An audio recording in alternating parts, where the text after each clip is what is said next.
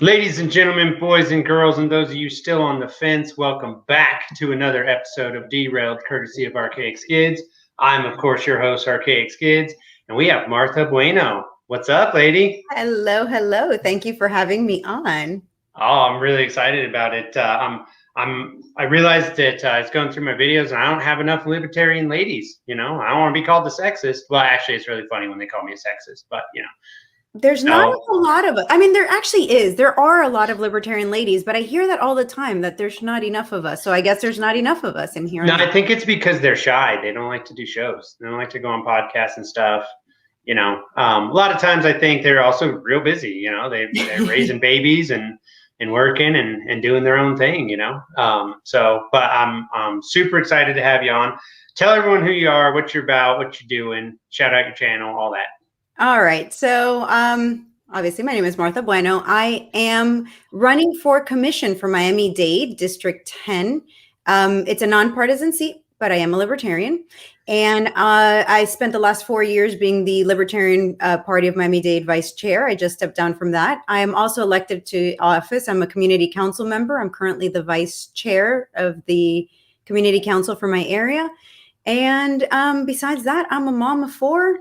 I'm an entrepreneur, currently in hemp farming. So a little bit of everything. Nice. And you like to upset people by posting pictures in a bikini. It was a bathing suit, to be fair. Okay. It was a full one-piece bathing suit. But yes, I do like to push some buttons sometimes. I don't understand how anyone would get upset about that. It's just the weirdest thing. I don't think that it was upset so much as people thought I had been hacked. And there were and saying things like, hey, I don't know if you know, but there's this picture out there, like maybe you want to tone it down or have it removed, or you really shouldn't sexualize yourself for your campaign. It was like all sorts of random comments. Nice. It's like, no, I know that picture's out there. Yeah, I don't want to take it down. Leave me alone. It's the rare moment that I take a good picture and I'm like, I'm 42. I have 4 kids. Man, let it out. I got an email the other day. I did this. I had a bunch of these veterans. They're doing a cross country wagon trip, covered wagon, to raise awareness for PTSD. So this is a horse-drawn wagon. They go every year for about 4 weeks. Wow. My older brother's part of the team there, and so they were at my house for like 5 days. Hanging out, doing some fundraising and things like that. And I did a podcast with 2 of them. There's a Hopi Indian named Mick, he's a dog trainer by profession. And then Rusty, who's he owns an equine, like a charity where he helps young kids or whatever. And then also, guys and gals with PTSD from the wars. Mm-hmm. So he's the horse wrangler. So I had an episode with both of them on, and I called it Cowboys and Indians. Oh boy. and I can only imagine the controversy of that one. We had I got a warning from YouTube, but we had a lot of fun with it. And I actually got an email, I think it was this morning, and they're like, you should fire this host. And I'm like, this is YouTube, dude. And I was like, I'm not going to fire myself. I have yet to get my first YouTube warning or anything. I feel like I haven't been kicked off of Facebook. I just, I feel like I need to step it up maybe. I haven't been kicked off Facebook because I don't use it. And then Twitter, I just am very careful in how I word things, you know. But I get turned into Twitter all the time. Really? Oh yeah, I constantly get these things like, oh, you got turned in, but we found that you didn't do anything wrong. And I'm like, cool. Everybody off of Joe Jorgensen's campaign during the first debate was kicked off of Facebook. I use Facebook mostly for political reasons at this point. I was really into it way back at the beginning, and now everybody got kicked off of Facebook on that night, and I was spared. But it was crazy that evening. Weird. Every single one of her gifts, every single one of like her hashtags, everything was removed from Facebook. So there's a real big ban on libertarians in general. I just feel like I've managed to elude it somehow. I don't know how, but everybody from her team had their account suspended. Right. So you're a hemp farmer. Yes. What's that like? How's that go for you? It's really new. Florida only started allowing hemp farms in this last year, so Right. it's very new thing in the state of Florida. A lot of people aren't able to grow hemp the way it should be because we haven't had that experience here, and it's very different than Colorado or California.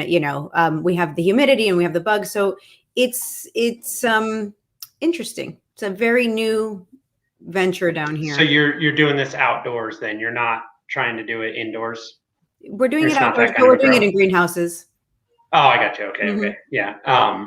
Yeah, they take that very seriously in Colorado. There's a place called La Plata, and they built a grow facility up there, and I at the time actually owned a fencing company, and their fencing contractor was like screwing with them because the regulations are very weird Are they on where the grow facilities can be, the security that has to be in place, blah blah blah. on a hemp farm security? Well, this is a pot farm, Oh, okay. right? I was gonna say because Yeah, that's no, the difference with hemp. yeah, Yeah, yeah. nobody really wants to steal a plant. I mean, No. hemp Well, you sells want to for. steal those plants. I mean, yeah, you can, and it's just so much work to steal. Whatever, Yeah. 500, 1,000 plants. Really, Yeah. you can't get that much money from it, and it'd take you so long to get them out of the greenhouse that. I think it's just the government overstepping like normal, like, oh, well, we have to have a bunch of regulations. I mean, you really don't. But You really don't. It's really hard to steal a plant. I mean, yeah, well, you kind of have to keep it alive too. yeah, you need to keep it alive, and then you'd have to break in at the exact moment because if you steal little babies, I mean, then you got to grow it yourself, and really, what's the point of stealing? You've accomplished nothing. Good job. Exactly. So you'd have to break in at the right time, or it's very complicated stealing plants. I Right. feel like. I just saw this thing. Jeremy Todd sent it to me today. He texted it to me that Texas, I think it passed their state legislature for recreational Oh, that would be marijuana amazing. and to expand their medicinal whatever or what counts for medicinal. So it goes to the Senate, and he said it looks like it's probably going to pass. And I know that Abbott's already said that he will just side with the voters. That if that's what they want, then that's what they'll get, right? Right. Which I don't know, weird. That's what you're supposed to do. That's what you're supposed to do. But here in Florida, we're really special about not doing that. So we have a medical market, but our medical market is really messed up. They only handed out a total of, I think we're up to now, we're at 22 licenses. And every company that has a license, you have to do every single aspect of it. So you have to grow, you have to cultivate, you have to, sell at your dispensary. Really? Yes, you must process. You must, do the whole thing from start to finish. You can't even use another company for transportation. So that's like the gap. Designing and making their own clothes and having to ship it themselves from the manufacturers and then put it in their store. Like it's insane the amount of burdens they put on these companies. And so the licenses are selling for there was one that sold not too long ago for about $100,000. So I mean, there's no Floridian at this point, really. There's very few people who are Floridians who are making money in the cannabis industry right now. We have a whole bunch of companies from outside or nationwide. And then we were supposed to have a specific license for a Black farmer there was a lawsuit alleging discrimination against Black farmers. So we were supposed to give one license to specifically a Black farmer, and that never happened. So, and then of course we have the vote on Amendment 2, which was supposed to make the cannabis market more open, and that never happened. So, I mean, we've just kind of decided in Florida that whatever people want, we don't care. Yeah.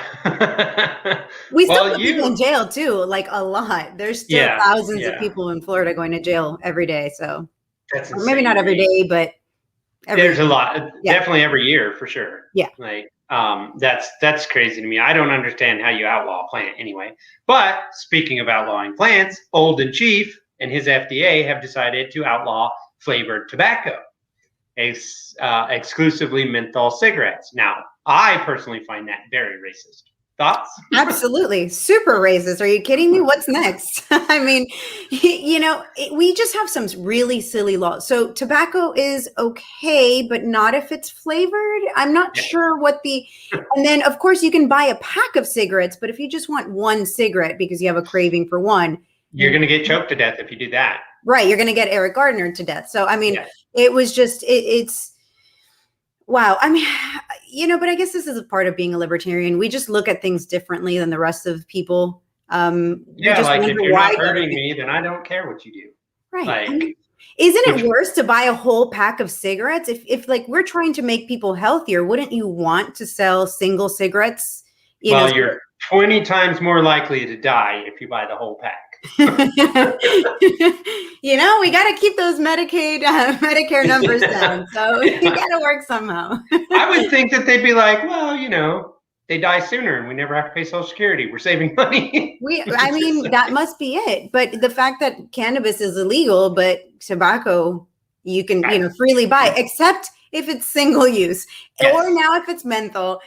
So it's just, I do think it's racist. I do think that the whole idea behind it is racist. I can't. Well, they literally said in their report, the FDA, the committee that did this or started the process. Apparently, it'll take several years for it to go through because bureaucracy. But they can't even abuse us quickly. Yeah, exactly. They're even slow for that. But they even said, 85% of people that smoke menthols are Black people. And I'm like, why are you picking on Black people? Like, that doesn't make sense. But it does make sense when you know the history of like cannabis. Then that this isn't the first time they've picked on Black people. I mean, well, that's true. With cannabis, it was Black people and those damn Mexicans. I mean, you can't possibly, I can say that I'm Hispanic. No, I'm kidding. It was just, the whole history of cannabis. It comes to mind when I think about this. So they were already targeting people of color and people and Hispanic people and saying, that it turns women loose and it makes us then listen to music that might, make us kill our husbands. Oh no. It was this whole controversy that we had to ban marijuana. So there's leaflets that were put out by the US government that if I put one on Twitter, I would be banned immediately. And put it on. I'm just saying we should all put it on and retweet it together. They can't take us all down. I have probably about 250 books on the Civil War and Jim Crow and all that kind of stuff because I'm a nerd. But I have there's stuff in there that shows these leaflets and stuff that were put out by the ministry or minister. Whatever the DEA became, but it was the original, and it was propaganda. That's what it was, and they were trying to get rid of it. Was it stuff that Henry Anslinger? Yeah, so that guy was like number one racist. Oh yeah. Just terrible human being, and he was like the longest serving person in this field. So I mean, our history is embarrassing, especially in terms of. But the thing that's more embarrassing, in my opinion, isn't that we started there. It's that 80 plus years later, we're still in the same spot. Like we all know that this is a reality. We're all like, oh, well, it was banned because they were racist. Okay. Yeah. Yeah, that's a problem. So now let's, change it. And they're like, nah, you shouldn't do drugs. Well, I do this fun thing on Twitter. I'm at 3,488 people. I've done it to Republicans and Democrats alike. Anytime they use the word or say some stupid phrase like they're ruining our democracy, I go, you don't believe in democracy. And I can prove it in 5 questions. And I have not failed yet. Okay. So, I don't do it to libertarians though. And then I just yesterday, I had this Hispanic lady go, well, you don't believe in democracy either. And I'm like, you're right. I just admitted I think it's stupid. I don't think you should vote away my rights. Yeah, exactly. I'm sorry. I don't believe in it, so I'll openly admit it. The difference is I don't want to try to tell you what you can and cannot do, as long as your actions don't harm me. Right. I do want to tell you what to do, in terms of not hurting me or not hurting other people. But other than that, what you do in your own home, just really is of no concern of mine. Exactly. Just do whatever the hell you want. I don't care. Like, but there's a other part to that, which is to, there's consequences to your behavior. So assume those consequences. Right. I have kids. So you know what? It's the same thing with them. Hey, you don't want to do your homework? That's fine. But then there's consequences and you're probably not going to pass, or, you're going to get a bad grade or whatever the issue is. So same way with adults. You want to do heroin at home? That's okay. Just know that the consequences, I hope you can deal with them. Yeah. I actually read a study that said that I believe it's 6% of adults do heroin and you would never know it. What is that doctor that has gone around like social media? I saw something about him and I just thought it was great, where he says, I recreationally do heroin. Oh, yeah. I can't remember his name. I can't remember his name either. But it was incredible to me because I've never met anybody who recreationally does heroin, and I don't think I've ever met anyone that's done heroin. Yeah, well, I probably have. Well, I mean, I may have, but I wouldn't have known, or like whatever, No, I think I know a few people that have. But I just think that I've never known anybody that can do it and not get hooked to it, hooked on it. And that to me was the most impressive part, really. It's like, really? You're not hooked? Because I just assumed I would never want to touch it, because my biggest fear is that it's that amazing that I'm like, oh, this is great. And then it ruins your life. Yeah. I agree. But I think that's a lot of propaganda and brainwashing too, like just once or whatever. A lot of that nonsense, like, oh, you do it one time and then you're hooked. And I'm like, well, I don't know if that's true. So I have a family member, and just for privacy, I won't say who, but I have a family member that is addicted to meth, or was addicted, and he's a recovering meth addict. And so, when we talk about it, he often tells me, it's really the first time you try it, it's that good that it's really hard, especially if you have an addictive personality. So that's my fear, because I mean, anybody that knows me knows that I'm a big advocate for cannabis, but I can put it down at any point.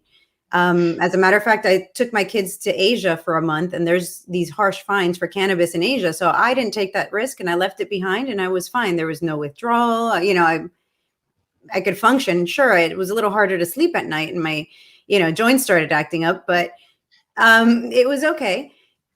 It just, the heroin and meth and those type of things just scare me. I don't even do cannabis. I think everyone should be able to if they want to. I have several family members that are big fans, but also, it has been very good for returning soldiers and Marines and sailors and airmen, and it's federally illegal. So there's a big problem where the Veterans Affairs, the guy that ran VA under Trump, he did a show one time. I can't remember what it was, a podcast, but they asked him about medical cannabis for PTSD, men and women suffering from PTSD. And he said, I have been trying to get this administration to allow the VA to use it as a medicine for these men and women, and they will not do it. And I thought, well, because Trump's a piece of shit. But it's not even just Trump. I mean, the U.S. government has had a patent on cannabis since 1999. I think it had already expired. But so, I mean, on one side, we have it as a Schedule 1, and we're saying there is absolutely no medical value to this thing. But also, we have a patent that says that the medical value of this thing is important. So I just, we talk out of both sides of our mouth in this country, and we act like people in this country are idiots and can't figure things out. And then the worst part is we figured it out. Fair. No comment to that one.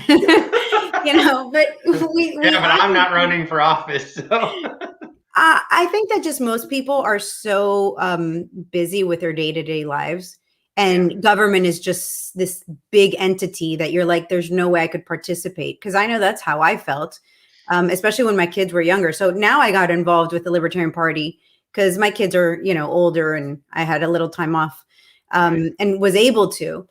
But it's really hard when you're like busy, you've got a job, you've got kids, you got to put food on the table. You're not worried. You're like, man, I can't do anything about it anyway. So I think that's really what's going on is just, we've all gotten to this point of like, Yeah, I agree with that. And I think most people have, are you a member of any caucus or are you freelancing it?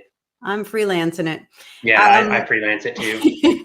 I don't want to get involved in that. I think, I'm a libertarian because the Libertarian Party is the one that most closely represents my views. I believe in all your freedom all the time, no exceptions. But the day that the Libertarian Party isn't that way, I'm about the liberty movement. Anything else is just gravy. So the caucuses are great. I think the Mises caucus is killing it. I think they're doing a great job. I don't really like the whole takeover thing that they were saying a little while back. Well, they've kind of backed off that. They did. They did.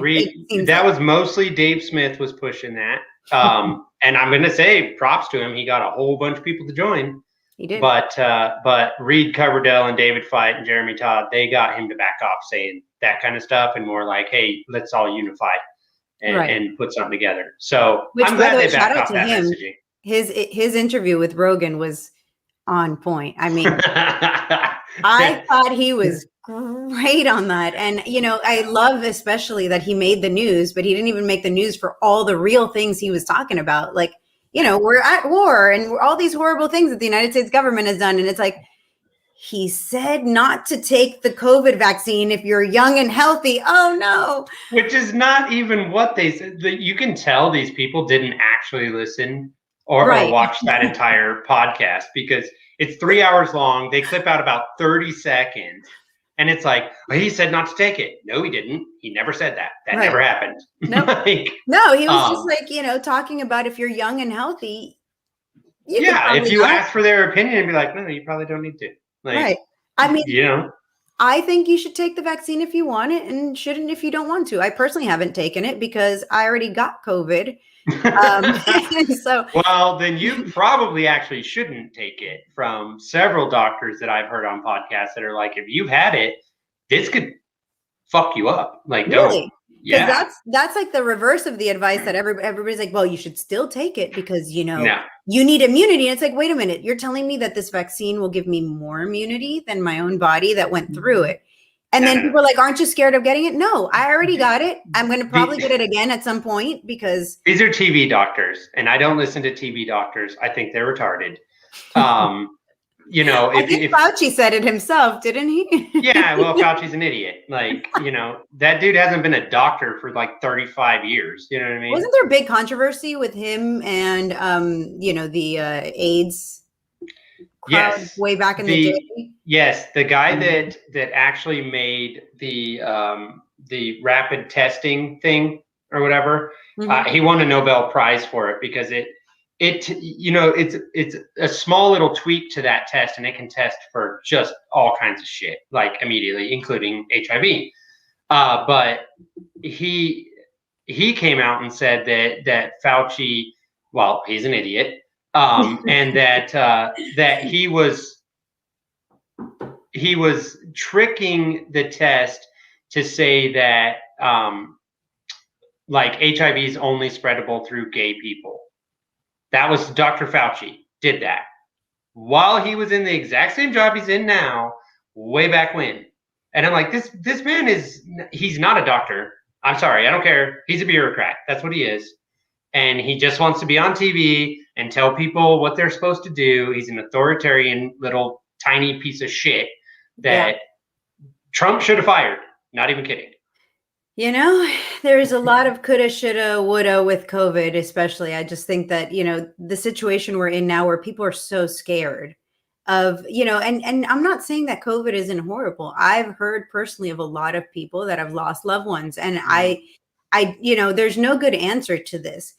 But I mean, well, stealing freedom's the worst answer. Huh? Stealing freedom's the worst answer. Exactly. It's like, I live with my mother lives with me and she's in her 70s. And, I was really freaked out about COVID at the very beginning. I wasn't sure, I didn't want to get her sick.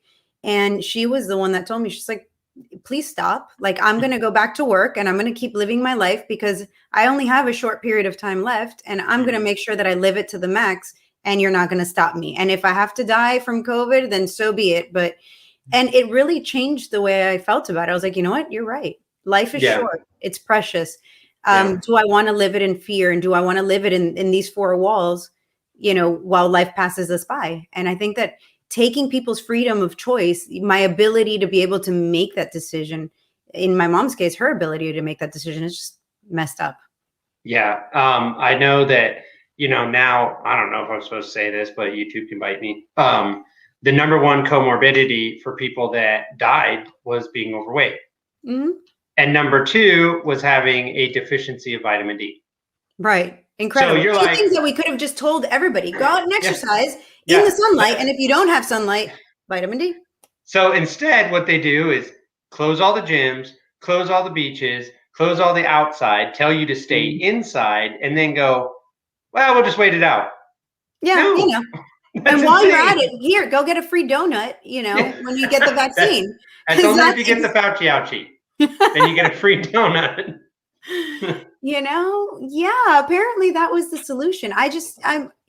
It's really sad what we've done to a lot of people. We've scared people, especially kids. A lot of kids are scared. You know, a lot of teenagers, especially kids that were graduating, you know, that had scholarships or had all these opportunities taken away from them. I think what we did to these people was really horrible.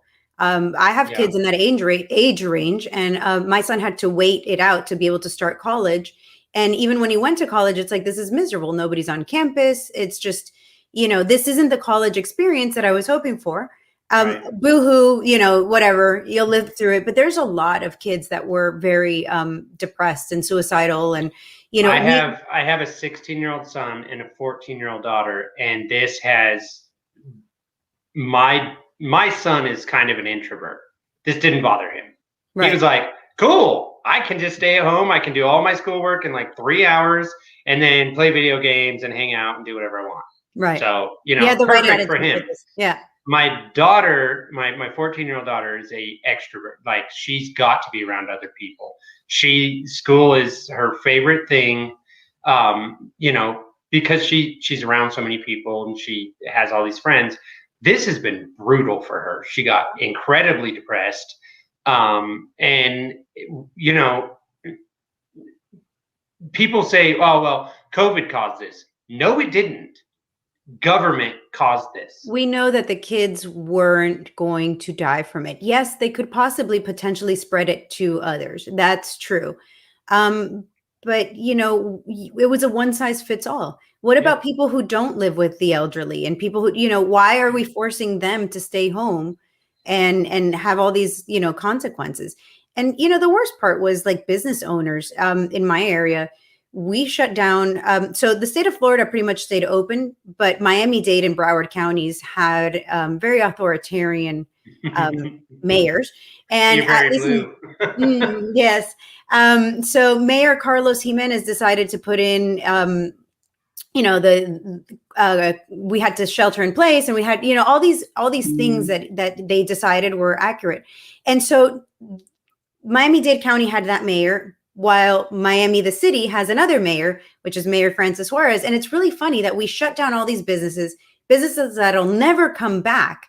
And then at the other side, you have this mayor of Miami calling people up, you know, from the tech world and being like, come, Miami's open. Let's give you all these benefits. Let's give you, you know, all these tax credits and all these tax breaks. So you look at the news and it's like Miami is inviting everyone to come and, you know, start new businesses, all these tech companies, but the mom and pops that built this town, that were there for 20, 30 years, you know, that put everything into it, we screwed them over. They have no possibility of coming back. Tons of restaurants are done, you know, for good, tons of small businesses. And then at the same time, we had Walmart and Target and all these other big companies open, Home Depot. I mean, you could go anywhere at these big stores, but a mom and pop, you had to close down. So I think we really, even Florida, that pretty much did a good job, we screwed it up in the biggest counties. It's the largest wealth transfer in the history of ever. Yes, I agree. From, you know, they're like, oh, we care about poor people. No, you don't. No, you don't. No. You don't. And it's a lie. And I don't care if it's Republicans or Democrats. You're lying. No, you don't. Every one of these things that you've done has only harmed the poors, and it's really harmed the middle class, turning them into the poors. Like, you don't care about poor people. That's a lie. And then a lot of poor people are getting government stimulus, which is a whole nother problem altogether. So, well, I had a conversation with one of the hoteps the other day, and I said, well, these lockdowns, you kind of got your reparations, so you're welcome. And he was like, whoa.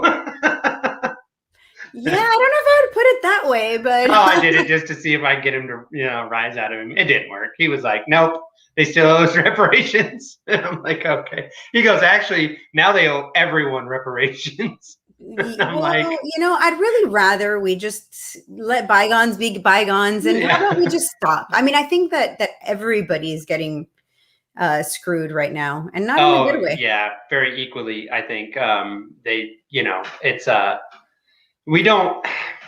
I mean, I know there's issues, there's race issues in the country. I mean, if CNN and them had shut up, it would probably calm down. I don't know how they forgot that, like, right before Trump, the president was black for like 8 years. Just saying that, Well, no, I do think there's a lot, like, so especially in these small towns, there are these like terrible places if you're a person of color. There are places. Yeah, don't live there.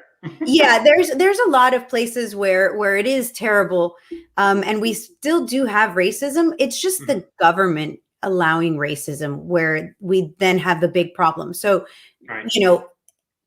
Plus, I mean, if you were a person of color and you wanted to live like all these zoning and regulations, and we can't choose to live, and separate, and you can't, they want us all grouped in together.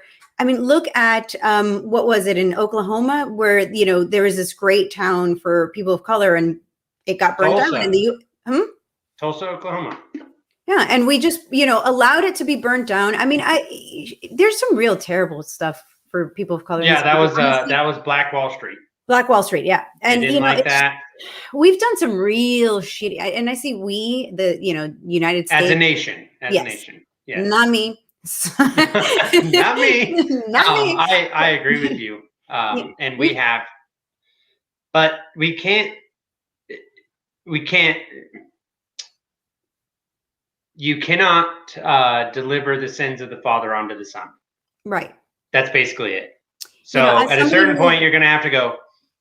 As somebody who's Cuban, whose family wasn't here during that time, to say, hey, by the way, now you owe us all this money in reparations is kind of like, gee, thanks. I didn't do it. And also my family didn't do it. And, I just think that it's not the right solution to force people to pay for, if anything, how about all the politicians or their families that, the ones who wrote it, they should maybe cover the cost. Yeah. As opposed to every American. And also that just keeps it going. So you can be a politician, you can do all these terrible things, and then the American people cover the bill. No worries. You can get elected president of the United States, and I'll call you old in chief. I mean, I had a conversation with a friend of mine, and we were discussing reparations. His family, he's descendant of slaves, like legit. And he was like, no, it's stupid. How do you do it? Like, I mean, maybe like through education or something, maybe they can get some grants or something like that. And I'm like, well, that already exists. Right. They don't call it for reparations, but it's already out there. And he was like, well, I don't know. How are you going to prove who gets it? Like, it's ridiculous and whatever. And I said, well, I'm a free market kind of guy. So here's my thinking. There are 13 banks that were banks then that financed the purchase of slaves. Sue them. That would be a great solution. I could totally get behind that. I mean, he was like, well, that's different. And I'm like, there you go. Yeah. It's just such a terrible, because there's no right answer. And, I hate the way, we libertarians are often like. The right answer is to stop talking about it and move on. That works for me. Yeah. That's the only answer. They want to hear an answer. And, when you're a libertarian, they're like, oh, I like all of your ideas, except for the one on reparation, which is, it's a tough conversation to have. I don't know what the right answer is, and I think I like yours. Let's just move on. Speaking of moving on, your family's from Cuba. Mm-hmm. Did they have to like run in fear, or was it like, okay, we're just gonna bounce? Like, yeah, so that's an interesting story. My father in 1968, I think, tried to leave Cuba for the first time and was taken as a prisoner, because leaving Cuba, of course, was a crime. yeah. It's odd to think about. We can just hop on a plane, or we could just hop on a plane. So COVID had me feeling a little like deja vu. But anyways, he was given a 6 to 8 year prison sentence. And for trying to leave Cuba? Oh, yeah. Yeah. After 6 months, he was God, we're so oppressed. I know. Oh my gosh. After 6 months, he was given the opportunity to work in the field. So, because he was a farmer, and they were like, okay, fine, you're good behavior. And my grandmother and, a group of people plotted this whole breaking my dad out of jail thing. But the day that it was supposed to happen, my grandmother chickened out, and my mom, who had my brother, and he was like a year or something old, was like, fuck it, I'll go. So my mom went and broke my dad out of jail and drove him to a town right off of the Guantanamo base, where he waited it out, dyed his hair, and he tried to blend in, waited it out for about a month, and then went through an outhouse to Guantanamo Bay and swam across for about a mile in the middle of the night. And made it to the base, and tells the story of how he could see, the guards. So it was feet dry. Huh? Feet dry on U.S. soil. Right. Well, actually, not even. He made it to the edge of the base, and soldiers that are walking back and forth, saw him and pulled him out of the water and said, "Welcome to America." That story to this day still gives me goosebumps. So that's badass. Yeah. That just gave me goosebumps. That's badass. So yeah. The worst country in the history of ever, according to progressives, probably saved your father's life in a way. Oh, absolutely. I mean, can you imagine 8 years in jail? And it's not like a jail here in the US, right? Even my dad doesn't really talk a whole lot about it. I'm probably because he's traumatized as fuck over it. But, the few things that he managed to tell me is it's not like they have beds. It's not like they were sleeping on, even the cots that we have in jails here. It's not like they were eating actual meals. He's like, they'd give them whatever, like stuff that you wouldn't even feed pigs. He's like, maggot in your food, and that's what there was. No, I'd feed that to my pigs. You'd feed them maggots? Yeah. A lot of protein in maggots. Oh, gross. Yeah, I wouldn't do well in jail here. I don't think I'd do well in jail in Cuba either. No, which is probably why I've never been. I don't want to go there and risk it. With my family history, they're going to be like, well, you're going to serve your dad's sentence. And that's the thing, is that people don't understand that can happen. Yeah. Oh yeah. Oh yeah. So part of what I do for the Libertarian Party or for freedom is do the Hispanic outreach. So I started it off with Dr. Jorgensen's campaign, because I realized we don't have that branch. There's 30 million votes up for grabs, and we aren't tapping into it. So I started translating her videos, and my friend Zach and I decided to do this, little podcast on YouTube and on the Libertarian channel, Libertarios Hispanos. And one of the ladies that is really well known in Latin America, Gloria Alvarez and Antonella Marti, did an event with us.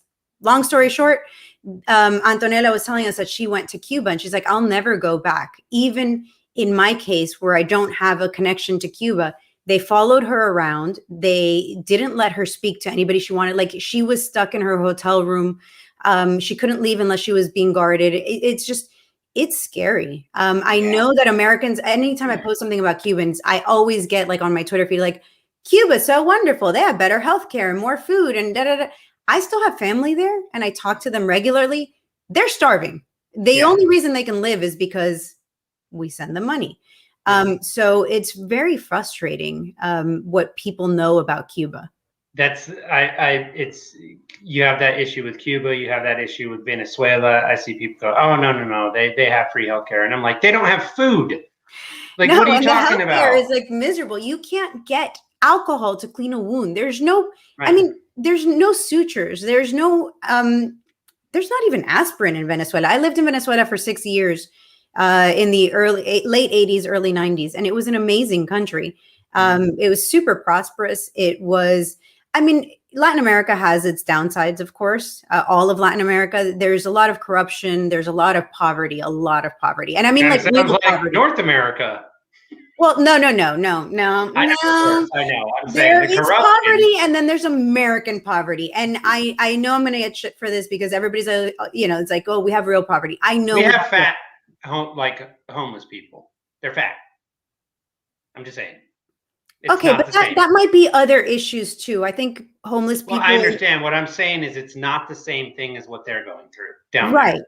I mean, and there's no way to escape it either, because it's, if in Venezuela, if you didn't know somebody, to get a job, you don't get a job like you do here. You don't just go and apply. You don't just send in your resume and, you had to know somebody who knows somebody that can recommend you. Mm-hmm. So if you're living in that condition, you weren't getting, recommended for these jobs. You weren't getting any help. And the government came around and promised them this socialist, wonderful thing.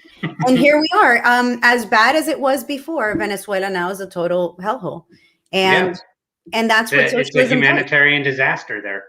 Absolutely. Absolutely. And here's one of the things that I've noticed, at least in my life. And I've been able to travel around the world to a lot of different countries, not for the best cause, because, I didn't know it. Well, I mean, I learned it very quickly, obviously, but, when the U.S. military is footing the bill, you're probably not going for a very good reason, generally. But I have been able to see very desperate, poor nations that, you get these people trying to burn down federal buildings and shit in America saying, oh, we're oppressed. I'm like, bitch, I can take you to places that will make your head explode. You're not oppressed. Not really. I mean, you have your gripes. I get it. Probably don't throw fire bombs at shit. That's not a good way to fix it. But I could take you to places in the world that I've been to. They've got it bad. Yeah. Real bad. I mean, even like places like Brazil. I mean, there's some real poverty. Obviously Haiti, obviously Cuba. Haiti's in a disaster zone. I mean, it might as well be. And then right next door, you have the Dominican Republic. Which, even though they have true poverty there as well, it's nowhere near Haiti. No, so I mean, it's way better. It's weird. It is, and it's the same island. It's literally the same island, and one side of the island is wonderful or better, and the other side is just. Yeah, it's insane to me. Puerto Rico's like that. If you go to Puerto Rico and if you go to the American side of Puerto Rico, it's really nice. It's beautiful. There's all this. You mean like San Juan and that but then touristy area. Then you go over to the non-American side and it's a disaster zone over there. And I'm like, you're right here. I mean, technically the whole island is American.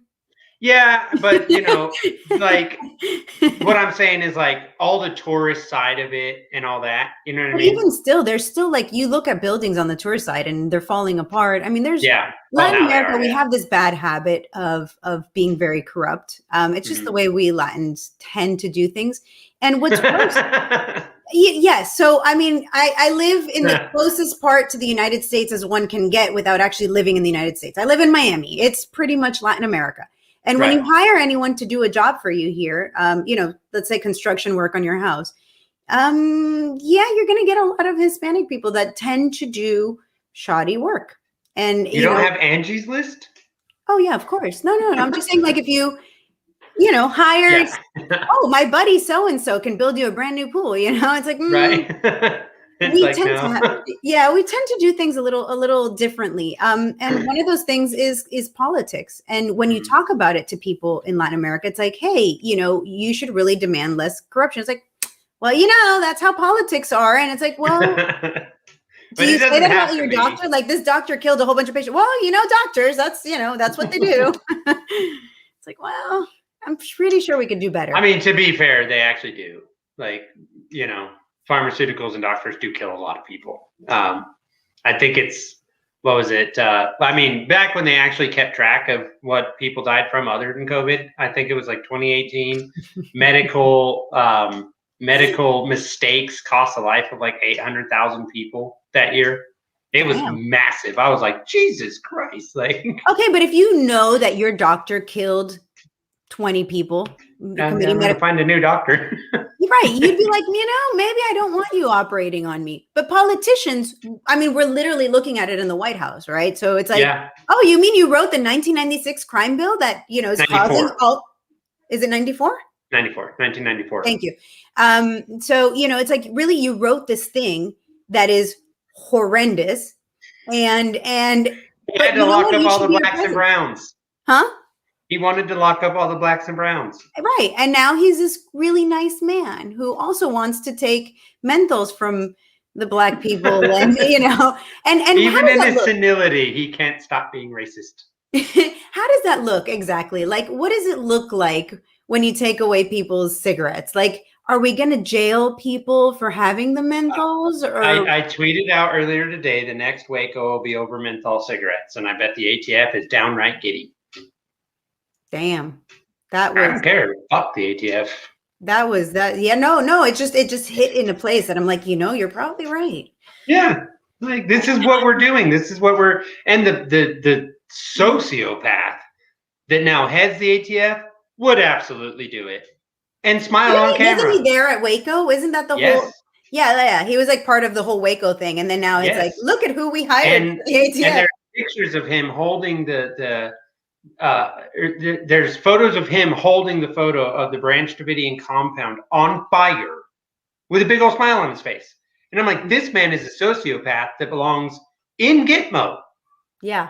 Yeah. Like, and they're like, well, let's tap him and let him run the ATF. That's a terrible idea. Let's not do that. But these people are moronic. They don't. Do you expect anything from government, really? No, that's why I'm actually a huge fan of all the nonsense they're pulling right now. They're going to collapse the economy. That's absolutely going to happen. They've like $4 trillion spending bill, plus another trillion infrastructure, plus another trillion for some other fucking nonsense that doesn't make any sense. And I'm on board. I'm 100% on board. I'm like, do it. Spend it all. But let's go, because the faster you pull this shit, the faster it collapses. And then normal, honest, hardworking people will be able to be like, well, you failed. I can't root for that disaster scenario just because I actively root for the comment.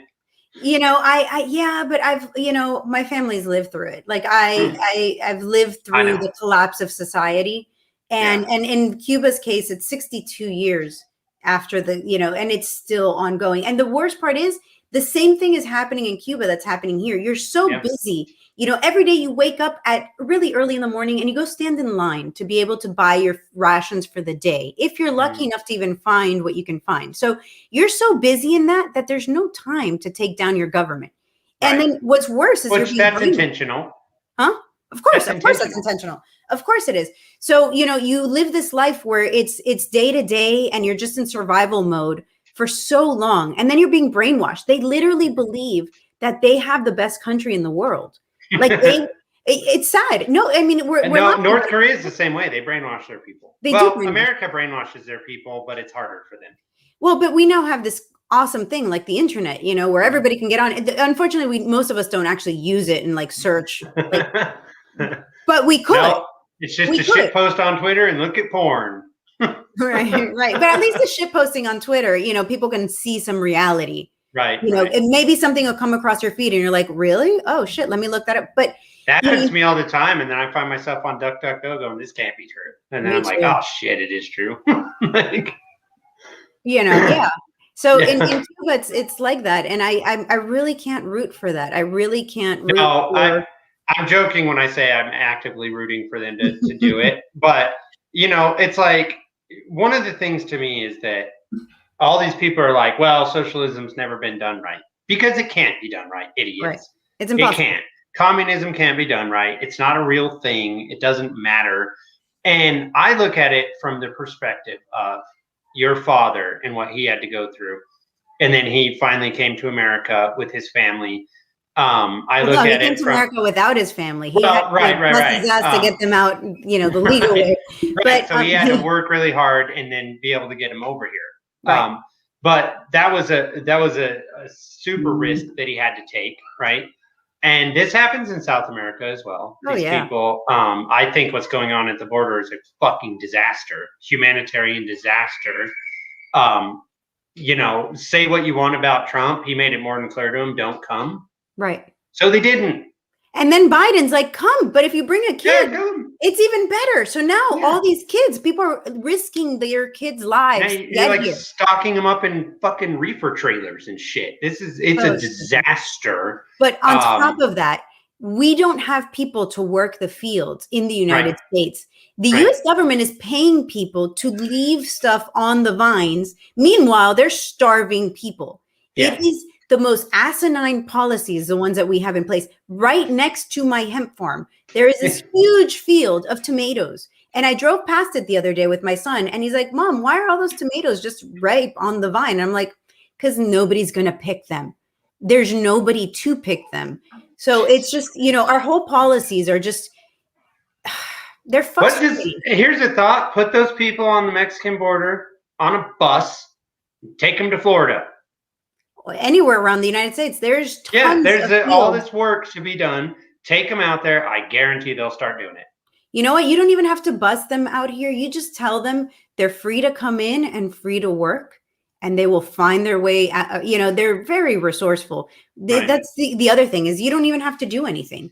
Just give them the opportunity. I'm all about, you know, like I'm not one of those libertarians that's like open all the border, but that's because we have a welfare state and those two things can't work together. But they generally don't qualify. I'm a big fan of letting these people come and work. And even if they go home, I don't care. Well, but that's because most of them, that's what they want to do. They want to come, they're going to work, then they're going to go home with their proceeds. They don't want to stay. The only reason they stay here is because they can't come back.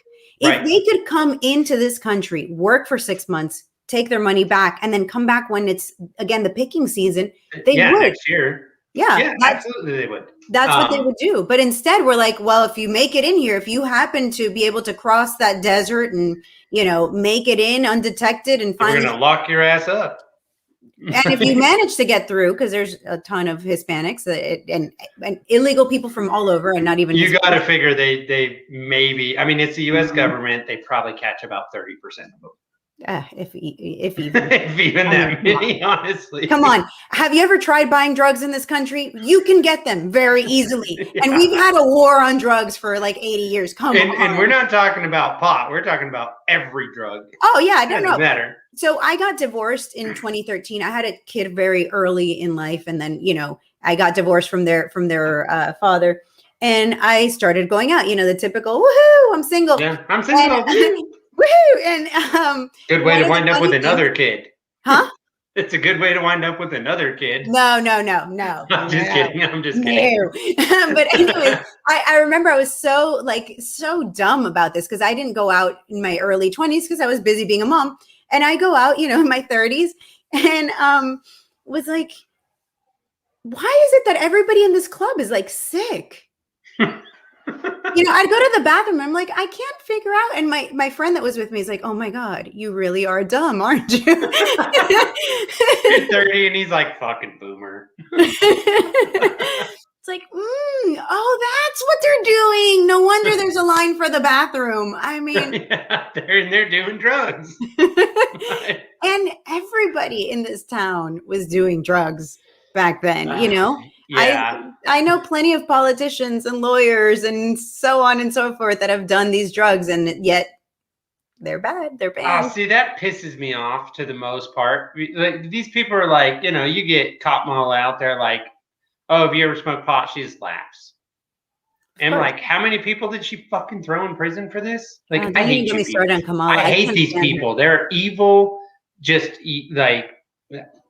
She was tapped to run the whole border crisis. And did you see videos of her saying, hey, Kamala, when are you going to go to the border? And she's like, oh, yeah.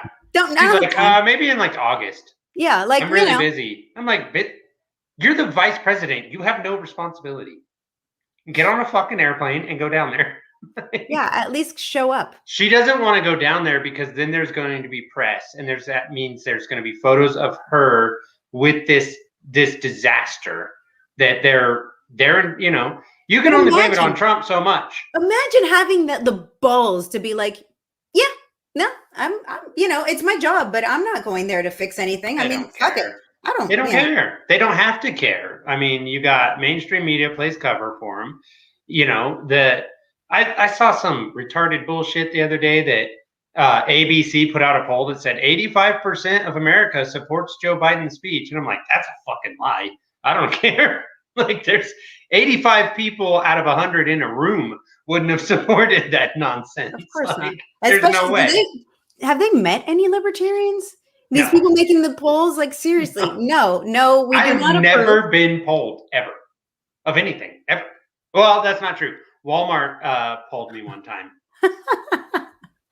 I try. So, like, during the campaigns or whatever, where they poll, I'm always like, yes, please poll me. I've gotten polled several times, and once I got polled in 2016 for Gary Johnson.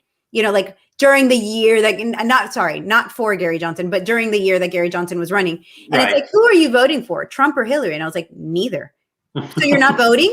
And I'm like, no, I'm voting. But I'm another for Gary Johnson. They're like, oh, okay, we're going to put that you're not voting because we don't have an option. I'm like, no, please put that. And they're like, no, we don't have an option. And then they hung up. Yeah, well, that's how they do that shit. And so they can be like, oh, well, this one's winning or whatever. It's like, well, there's another person, Jon Stewart had a great thing about that with Ron Paul in 2008.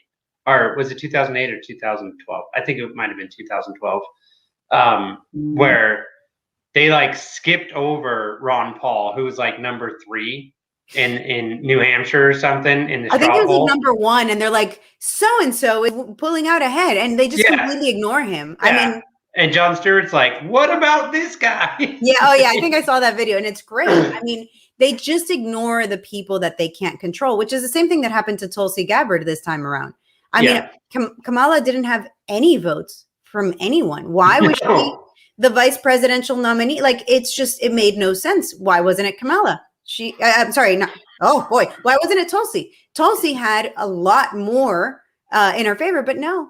I mean, or Bernie for president. I mean, seriously, they just don't care. They need their puppets. The puppet masters don't. Trump terrified him because he wasn't supposed to win, and he did. Like him or hate him, he wasn't supposed to win. This shit went awry. Like, the plan failed. This dude got elected, and it was Hillary's turn to win, man. I mean, they had their nominee. They picked her, and then over Bernie. Unfortunately, us peasants didn't cooperate with them, and they're like, what the fuck just happened? And so they made sure this time. They're like, no. I mean, Time Magazine literally wrote a whole article about how they made sure, they're like, we're fortified the election. I don't know if I can give her story, but I had somebody on Libertarios Hispanos this week who was the first employee for the space agency, the Space Force. Space Force. Yeah, the Pentagon. And, she didn't say this on air, but off the air, she was like, the reason I left is because, there's a budget to hire these people. And this is how it happens in the government. You're supposed to, so she's hiring a physicist or whatever. And the salary is supposed to be, I don't know, $100,000, just to say. And she'll get a letter signed by Trump or Pence or whatever. And it was like, so-and-so, I recommend so-and-so for this job at this salary. And she couldn't say no. So they're hiring these people that have no idea as political favors. And that's basically what our entire government is like. It's just, a whole bunch of incompetent people. Huh? It's a circle jerk. Right. It's a whole bunch of incompetent people that actually don't deserve the job and have no knowledge or skills for the job. And then instead of being paid $100,000, they're being paid $500,000. Yeah. And that's their political, pull. So it's just, and then they leave that job and they go work at Raytheon for a couple $1 million where they lobby shit for Congress. And they're like, well, I mean, I was part of Space Force. You got to listen to me. And they do. It's a fucking circle jerk. And it just makes me insane because I hate it. Here's our own circle jerk. Now we have her on the libertarian side. So, we've got our own. Sometimes finally. There's a win. So yeah, sometimes you win at this game, The one thing I like right now, and this I'm 100% serious about, is that the COVID lockdowns, they brought up these COVID passports, which I'm like, if you people fucking show me your paper shit, this thing's over. Like, it's game, set, match at that point. but we got all this shit going on. There are a lot of people on both sides, you know, whether they would have Trump supporters or Bernie supporters or whatever. They're like, these libertarians, they make more sense.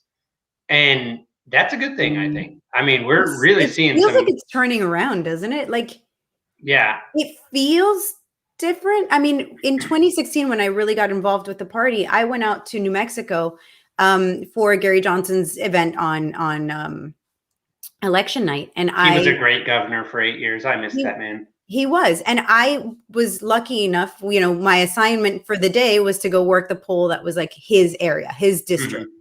Right. And so I met a lot of people that are like, oh, I met Gary Johnson because he was my, you know, his daughter was in my kid's school, or, you know, whatever.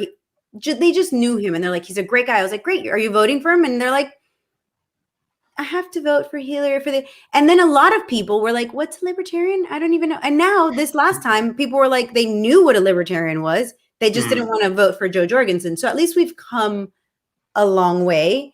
I feel like at least people know something about us. Yeah, well, Ron Paul really broke through a lot. He got a lot of people going. Gary Johnson didn't do as well as I would have liked to see him do, but he did a lot better than Joe Jorgensen. I'll say that. You know, like I had Angela McArdle on yesterday, and we were discussing that. And I mean, I'm going to say it again. I keep saying it. Everyone needs to support this woman to run or to be the LP chair. Because if we don't change our message, there's a great opportunity for libertarians right now, but only if we change our messaging. I agree.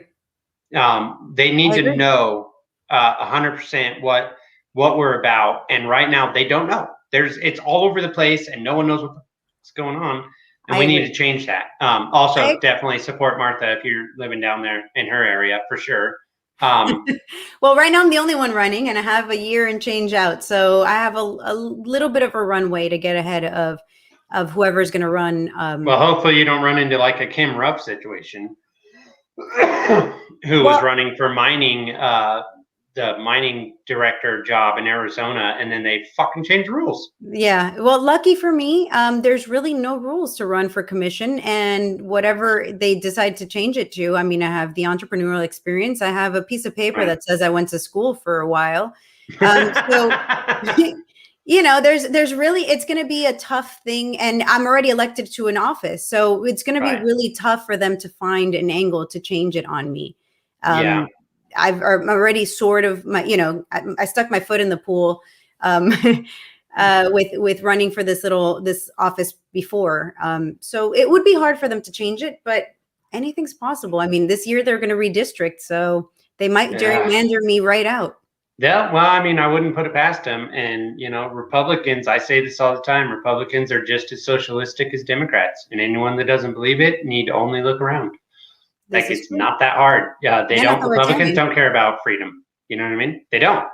Well, if you care about freedom, you need to start voting for libertarians. I don't think that all I think, you know, it's really hard, again, to like see past the bullshit. I mean, before you were, I don't know, whatever color we're calling the pill, but before you were, your eyes were opened to libertarianism, to these ideas, you know, at least in my case, I was like, okay, I guess that's just the way it goes. You know, it takes something to push you over that edge. So I don't judge people because they haven't gotten to that point. But once they've been exposed to freedom and, hey, why does government have the right to tell you that this is what you can put into your body? Or why does government have the right to take 40, 50% of your money that you make, you know, why, and you continue to support that, then I have a problem. Then I would make the argument, and I've made this argument many times, government has no rights at all. By definition, they're not allowed to. We have rights. And yet here we are. Their job is to protect our rights. They don't do that. So abolish government. I agree. Pretty simple. I mean, you're preaching to the choir. I know. We are just over an hour. We're going to end there. And then that was a fast hour. That went really quick. We're going to definitely have to do this again, Martha. This was so fun. So y'all go follow her. Check out her podcast. It's in Spanish. If you speak Spanish. If you don't, there is an app you can get on your phone that will translate it for you, but there's a delay. So you can do that and you can still follow her. Yeah. I didn't know that. That's cool. Yeah. I mean, I think you have to pay like $2 a month. Totally worth it. Because then you can listen to whatever in any language and it'll just translate it for you. There's a slight delay. Do you know the name of this app?